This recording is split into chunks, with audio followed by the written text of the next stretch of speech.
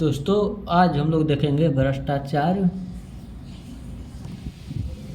तो दोस्तों आज हम लोग देखेंगे भ्रष्टाचार की समस्या और समाधान। ठीक है, भ्रष्टाचार पर समस्या और समाधान पर निबंध आता है, हर बार आपको पूछा जाता है, इतना इम्पोर्टेंट है। ठीक, आइए स्टार्ट करते हैं। तो देखिए इसमें पहले आप क्या कीजिएगा, यदि आपको ये कुछ भी अपने तरीके से भी बना कर लिख सकते हैं ताकि सुंदर लगे, एग्जामिनर को लगे कि नहीं बच्चा पढ़ा हुआ है। ठीक, तो आप इसको ऐसे लिख सकते हैं। ठीक, जैसे भ्रष्टाचार है देश का घून, मिलकर करो इसका उन्मूलन। उन्मूलन नहीं, अनमूल, अनमूल। ठीक, ये न हट जाएगा। पीडीएफ बना रहे थे, गलती हो गया मिस्टेक से, तो आप लोग इसे न हटा दीजिएगा। ठीक, अब उसके बाद क्या डालना है, फिर आपको डालना है अब प्रस्तावना। क्या डालेंगे, प्रस्तावना। प्रस्तावना डाल के इसमें लिख दीजिएगा भ्रष्टाचार दो शब्दों से मिलकर बना है। ठीक है, आप इसको भी लिख कर से भी बस समझ लीजिए आपको कैसे लिखना है। ठीक है, भ्रष्टाचार दो शब्दों के मेल से बना है या भ्रष्टाचार दो शब्दों से मिलकर बना है। ठीक, भ्रष्ट और आचार,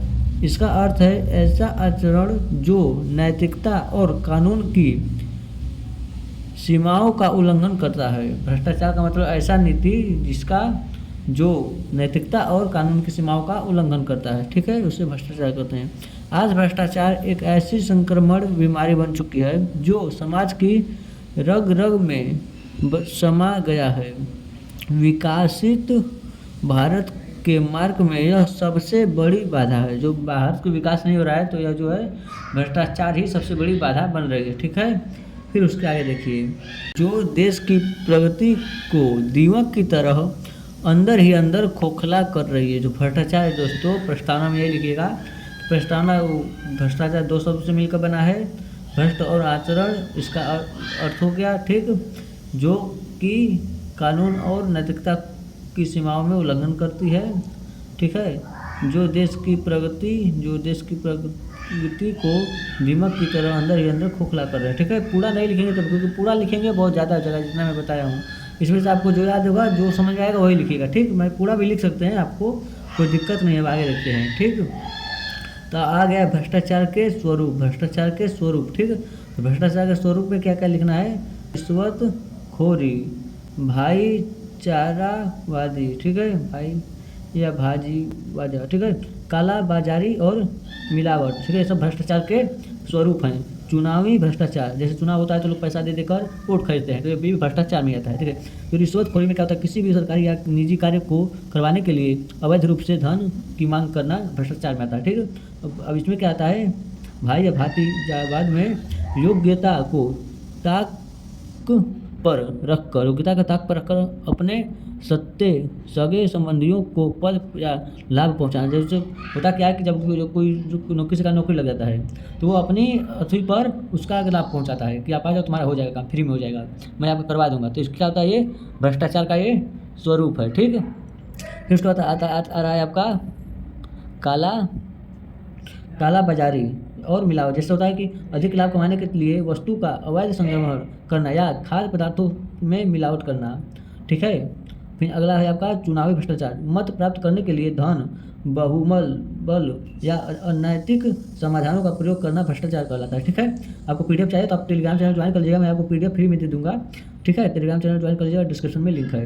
अब आता है भ्रष्टाचार के कारण। क्या, भ्रष्टाचार के कारण, तो भ्रष्टाचार के कारण को जन्म देता है नैतिक मूल्यांकों का पतन। ठीक है, सब प्रशासनिक जटिलताएं, महंगाई और कम वेतन। जैसे भ्रष्टाचार का कारण भाई महंगाई रहेगी और वेतन कम रहेगा तो आदमी कैसे खाएगा, कैसे करेगा। तो उसके लिए अब वही है कि घूस ले, कठोर दंड या अभाव, कठोर दंड का अभाव। जैसे कठोर दंड नहीं रहता, कोई अपराध भी करता है तो भ्रष्टाचार को बढ़ावा दिया जाता है इसीलिए। ठीक है, तो पहले लगते हैं नैतिक मूल्यों का पतन। ठीक, भौतिक सुख सुविधाओं की अंधी ताकत ने मनुष्य की नैतिकताओं को समाप्त कर दिया है, लालच बढ़ता जा रहा है। ठीक है, इसीलिए उसको बोला है।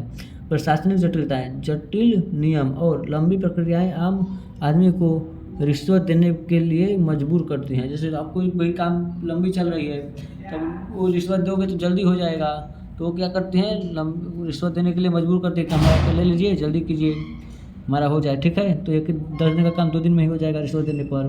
तो ये भी जो है आपका भ्रष्टाचार का कारण है। फिर क्या है, जीवन की तो महंगाई और कम वेतन। तो जीवन की अनिवार्य आवश्यकताओं को पूरा करने के लिए, जीवन की बहुत सी आवश्यकताएं हैं, उसे पूरा करने के लिए कई बार अल्प वेतन भोगी कर्मचारी भ्रष्टाचार का मार्ग चुन लेते हैं। जैसे आपको वेतन कम है तो क्या करेंगे, भ्रष्टाचार का ही मार्ग चुनेंगे कि हमको रिश्वत दे तो मैं आपका काम करवा दूंगा।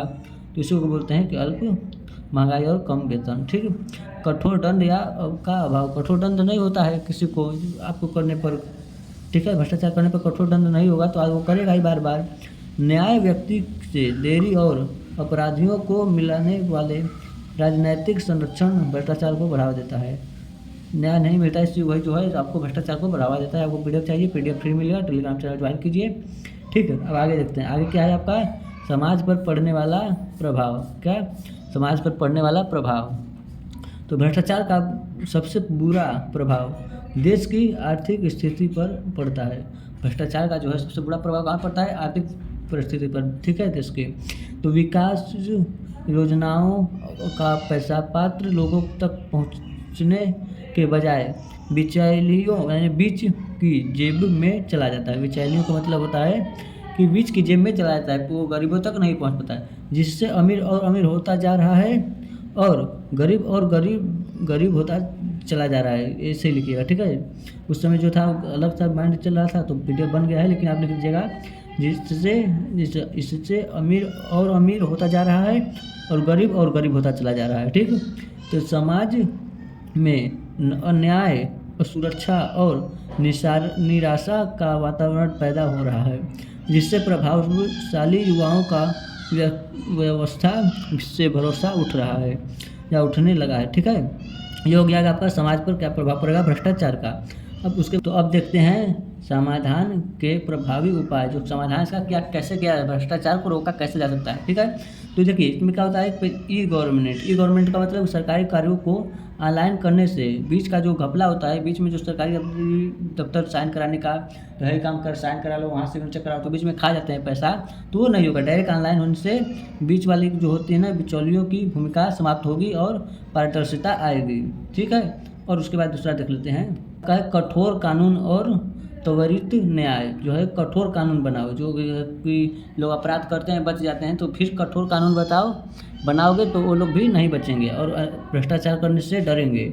ठीक है, तो भ्रष्टाचार के दोषियों के लिए कड़ी सजा का प्रबंध होना चाहिए और विशेष अदालतों के माध्यम से मुकदमों का शीघ्र निपटारा हो जाना चाहिए। जैसे कि एक बार केस हो गया, बहुत दिनों चलता है, डेट पर डेट, तो ऐसा कि कानून को चेंज किया जाए।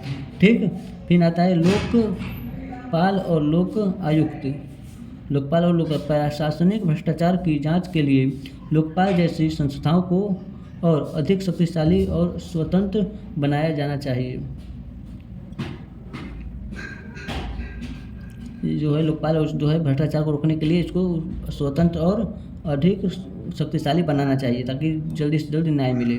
शिक्षा और संस्कार, बचपन से ही बच्चों में ईमानदारी और नैतिकता के बीच बोने चाहिए। जो है, और अब देखते हैं शिक्षा और संस्कार, बचपन से ही बच्चों के ईमानदारी और नैतिकता के बीच होने चाहिए, गलती लिखा गया, बीच होने चाहिए। ठीक, बीज होने चाहिए।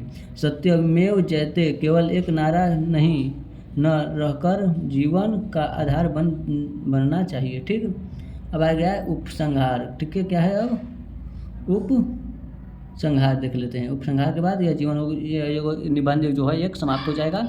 फिर नेक्स्ट निबंध हम लोग देखेंगे नेक्स्ट वीडियो में। ठीक है, तो यह है उपसंहार। भ्रष्टाचार को केवल सरकार या कानून के भरोसे समाप्त नहीं किया जा सकता, इसके लिए सामूहिक इच्छा शक्ति की आवश्यकता होती है। सामूहिक इच्छा जब समूह बनेगा तभी जाकर यह भ्रष्टाचार खत्म होगा।